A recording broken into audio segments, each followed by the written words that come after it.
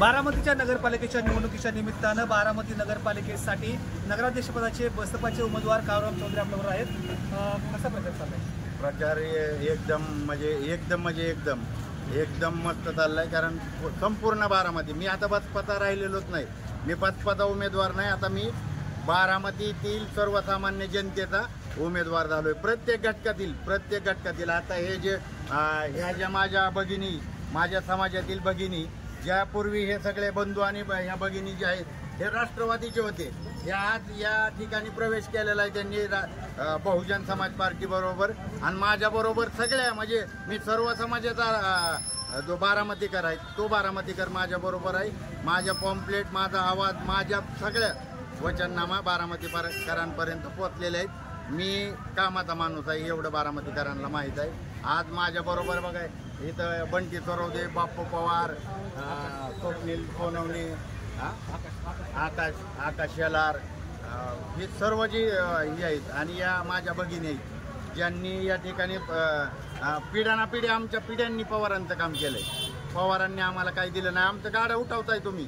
मी एका गाड्यावाल्याला, हातगाडीवाल्याला उमेदवारी दिली प्रभाग क्रमांक 13 मधून, पतारीवाला आहे. असा दादानी एक पण उमेदवार दिला नाही. ज्या मलिदा गँगला त्यांनी उमेदवारी दिली त्यांना ही बारामतीकर वैतागलेले आहेत. आणि दादा ही बारामतीकर मलिदा गँगला वैतागूनच पसपत आलेले आहेत. ह्या बाबासाहेबांच्या लेकी आहेत आणि ही जी बाबासाहेबांची लेकर आहेत यांची फसवणूक फक्त बारामतीत झालेली आहे. आमच्या जमिनी गेलेल्या आहेत. ही सटवा महाराजा वतनात आपण थांबून आज बोलत आहे. आणि याच्यामुळं त्या सर्वसामान्य बारामतीकरांचा मला सपोर्ट आहे. मला एक सांगा, एक BHK आणि 10,000ची तुमची आश्वासनाची योजना आहे, याची फार चर्चा होते. स्वतः खुद्द अजित पवार देखील म्हणाले की बिहार आहे, कशी आहे, पैसे सुद्धा आणता येत नाही. तुम्ही त्यानंतर काही वक्तव्य दिलं बिहारच्या निवडणुकीच्या आधारावर घेतलेलं प्रश्न नेमकं काय आहे? नाही, बिहारच्या आणि कुठल्याच निवडणुकीच्या नाही. मी BJPचा कार्यकर्ता नाही, मी बहुजन समाज पार्टीचा कार्यकर्ता आहे. अजितदादा, तुम्ही 4 वेळा अर्थमंत्री राहिलेला आहे. माझ्या बापानी, बाबासाहेब आंबेडकरांनी 4 पानाचा निबंध लिहिलता, द प्रॉब्लेम ऑफ रुपीज. आणि त्याच्यावरती RBIची स्थापना झाली, रिझर्व्ह बँक ऑफ इंडियाची. तुम्ही 4 वेळा अर्थमंत्री जरूर राहिलाय, पण ती तुमच्या काकांची, म्हणजे आदरणीय पवार साहेबांच्या पुण्याईमुळे झालेला आहे. आता तुम्ही डोक्यावर हाणून घेताय आणि कुठनं देणार आहे? मी सांगतो ना कुठनं देणार आहे. 3 लाख रुपये प्रधानमंत्री आवास योजने, म्हणजे मोदी साहेबांचे, आदरणीय दादांच्या, मोदी साहेबांचे. 2.5 लाख रुपये फडणवीस दादा आणि एकनाथराव शिंदे यांची आम्ही ऍडव्हर्टाईज बघतो त्या रमाई योजनेचे 2.5 लाख रुपये.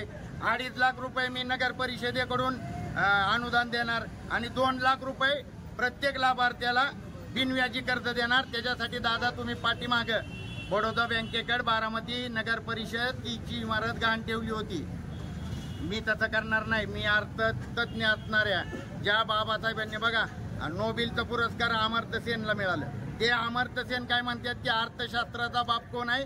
बाबासाहेब आंबेडकर आहे. मग त्या बाबासाहेबांचा लेख मी आहे. मी ती देणार आहे. 10,000 रुपये तुम्ही 40 लाख रुपये लाईटीची देखभालीचा घेता, ही मलिदा गँग खाती ना, ही बारामतीकरांना माहीत झालंय. ते 40 लाख रुपये जर मलिदा गँग खात असेल, 1,45,00,000 रुपये तर रस्ता झाडायचा बारामतीचा ठेका ह्यांना दिलेला आहे. तुम्ही NDKला, खाजगी कॉन्ट्रॅक्टांना. आणि त्या कॉन्ट्रॅक्टमध्ये आमची परमटन घ्यायची सोडून तुम्ही कॉन्ट्रॅक्टवर घेताय. मी त्या कॉन्ट्रॅक्टमध्ये कामाला असणाऱ्यांना बी परमटन करणार आहे. कारभारी अण्णांनी केलं का नाही? कारभारी अण्णा सातवानी अगोदर केलं.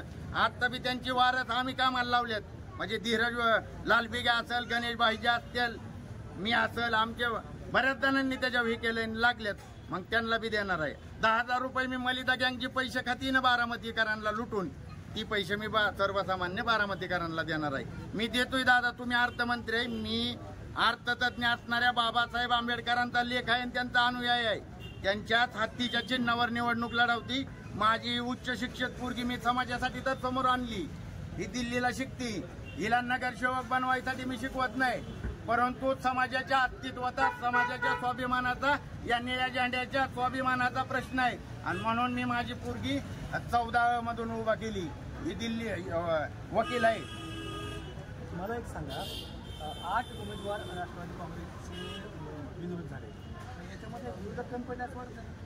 आहे हे सगळं मिळून तर केलंय. बारामतीकरांनी माझ्यावर विश्वास ठेवलाय. आता पुढच्या वेळेस असं होणार नाही. भाजप आणि तुतारी म्हणजे पवार साहेबांच्या गटाने बी आज दादासाठी काम केलंय. भाजपवाल्यांनी दादासाठी, सगळ्या विरोधकांनी, बारामतीकरांनी सगळ्या विरोधकांना आता ओळखलंय. दादाचा विरोधक फक्त इथं राष्ट्रवादी काँग्रेस पक्षाच्या विरोधात कोण असेल तर तो काळूराम चौधरी. पवार साहेबांनी सुद्धा पक्ष बदललेत. काळूराम चौधरीने 27 वर्ष झालं एक पक्ष, एक विचारधारा, एक झेंडा आणि एक नेता आहे, आदरणीय बहिणकुमारी मायावती. तुम्हाला काय जे उमेदवार जर त्यांनी माघार घेतली असेल, तुम्हाला काय उमेदवार? नाही, उमेदवार माझ्याकडे पण होते, परंतु बारामतीमध्ये जे दबावाचं, प्रशासनाच्या दबावाचं राजकारण केलं जातं. अजितदादा लई दम देते. तो दादा कुणाला पण दम देतो. व्यापारी वैतागलेले आहेत, अक्षरशः वैतागलेले आहेत. त्यांच्या प्रॉपर्ट्या घेणार, त्यांचं काय काय चाललंय. संदीप शेठ गुजर बघा, बारामतीचा इतिहास काय, राजकारणाचा 2 गट होते, कारभारी गट आणि व्यापारी गट. व्यापारी गट जो ताकदवर होता, त्या व्यापारी गटाची ताकद कुठं गेली? त्यांची ताकद संपवलेली आहे. संदीप शेठ गुजर म्हणजे जे माजी नगराध्यक्ष आहेत गुजर, किंवा माजी नगराध्यक्ष एक वाघोलीकर होते तसे, कारभारी अण्णा होते तसे, त्यांनी जे काम बारामतीमध्ये केलेलं आहे, त्यांनी काम केलेलं आहे. आमच्या लोकांना परमडन केलेलं आहे कारभाऱ्यांनी. या जे मातो काय वाघोलेकर होते त्यांनी चांगलं काम केलंय. विनोद शेठ गुजरनी तर स्वतःच्या पैशाने गोरगरिबांना बघितलेलं आहे. या विनोद शेठ गुजरांचं संदीप शेठ गुजर जी मुलगा आहे, अक्षरशः वैतागलेला आहे या मलिदा गँगला. त्यांच्या प्रॉपर्टीवरती यांचा डोळा आहे, बऱ्याच जणांचा, व्यापाऱ्यांचाही आहे. मग या सगळ्यांचा पाठिंबा मला आहे. विजयाची शक्यता किती वाटते, कशी वाटते, आणि त्यासाठी कोणते मुद्दे घेऊन मी माझा प्रमुख मुद्दा तर 1 BHK आहे. मागाल त्याला मी 1 BHK देणार आहे. मी कसा देणार आहे ते पण सांगितलं. मी 10,000 रुपये कसं देणार आहे ते पण सांगितलंय. मी आता बघा, आमच्या इथं बारामतीत फर्स्ट शिफ्टला महिला कामाला जातात. मग ज्या महिलेच्या ह्याच्यावरती कुटुंब चालतं, ती महिला जर फर्स्ट शिफ्टला गेली तर घरात तिच्या उपाशी असतात. म्हणून मी 10 ठिकाणी बारामतीच्या 10 रुपयात पोटभर जेवण भेटणार. आणि त्याचं दादा उत्तर आहे का माझं, त्याचं 80 करोड जर मोदी साहेब म्हणतात 80 करोडांना मी दिलंय पण त्यांनी, मग मी बारामतीकरांना 10 रुपयात जेवण देऊ शकतो. मी अत्याधुनिक पत्रकार भवन बांधणार आहे. माझा मुद्दा आहे. दादा फक्त कॉपीच करतोय, खोटं तर बोलतोय पण कॉपी करतोय. माझा मुद्दा आहे. मी पत्रकार भवन, कारण मी माझं बी साप्ताहिक होतं बहुजन प्रेरणा, मी पण पत्रकारातूनच इकडं आलेलो आहे. माझ्याकडे जे आता बघा, ज्या योजना केंद्राच्या आहेत, म्हणजे सुनीत्रा वहिनी जे काम करतात काय त्या गव्हर्नमेंट फॉरेनचं, तर त्या हरित बारामती पाहिजे त्यांना. आणि ती करण्यासाठी मी काय करणार, ज्या सोसायट्या सोलरचा स्कीम योजना राबवाल, जी हार्वेस्टिंगची योजना शासनाच्या राबवतील, त्या प्रत्येक सोसायटीतल्या ज्या महिला भगिनी आहेत त्यांच्यासाठी इलेक्ट्रिक स्कूटी देणार, नगर परिषदेकडून देणार. द्यायलाही ती मी ती कुणाकडे गडकरी साहेबाच्या कंपनीतनं घ्यायची का आपल्या सुप्रिया ताईंच्या कंपनीतनं घ्यायची, यांच्या आहेत, मग ती देतील ना मला, ती स्वस्तात ती भेटतील आणि मी ती देणार. ही काय ह्याचा नाही, मी देऊ शकतो ती, मी जे करू शकतो. तुम्ही मला सत्ता द्या, मला नगराध्यक्ष म्हणून बसवा, मी ते देणार आहे. विजय शक्यता किती वाटते? तुम्ही बारामतीकरांना विचारा, बारामतीकर तुम्हाला सांगतील मी किती मताने निवडून येणार आहे. काळूराम चौधरी दरवेळेस एक नवीन मुद्दा काढतात आणि त्याची चर्चा होती. त्यामुळेच काळूराम चौधरीचा प्रचार देखील सध्या हटके सुरू आहे. बारामतीमध्ये नगराध्यक्षाची उमेदवार म्हणून ते सध्या प्रचार करतायत आणि त्यांनी काढलेल्या योजना या आपल्यातून असल्याचं देखील नागरिक सांगतायत आणि त्यावरती उपमुख्यमंत्री अजित पवारांनी देखील टीका केली होती. परंतु आपला विजय हमखास आहे, बारामतीकर मला निवडून देतील असा विश्वास त्यांनी व्यक्त केला आहे.